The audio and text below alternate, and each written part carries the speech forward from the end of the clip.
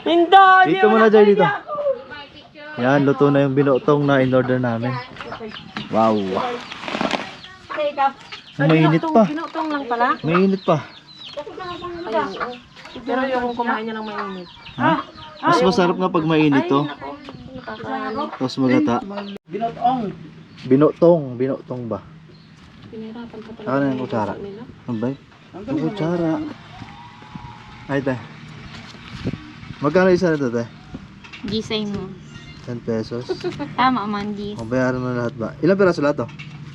Ano, 30. 30 pieces. Tapos ilang kilo yung malagit na ginamit mo? Ay, inano ko nga na, nasa 5 kilo. 5 kilo? Ang dami. Binunutong ko. Kada ko na-order pa. Tapos yung nyog, Nyog, 10. 10 Grabe pala. nyog yung gata yung ginamit dito. Ay, hindi lang pala yung ano to. May order din yung iba. Oo.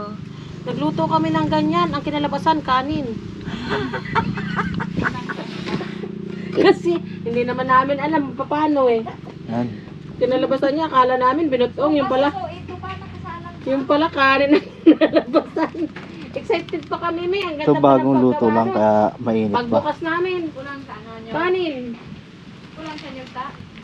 Pinaka the best na pagkain ito kapag ano, pag mainit pa talaga bagong luto. Ano. Tapos, baba. Uli kay Manoy. Ay, gusto ko man yung picture. Babalutin. Nanlock mo na ka. Matapon yan doon.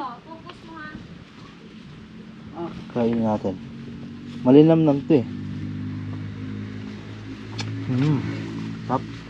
Parang ano lang din siya. Suman. Portrait Ito. talaga, te. Binalot nga lang sa dahon ng ano. Dahon ng saging.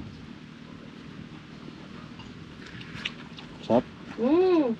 Yummy. Lami. Kayo. Masiraman pa. Ayan pa. Yummy tummy. May bawas na. Ito pa. Bakit?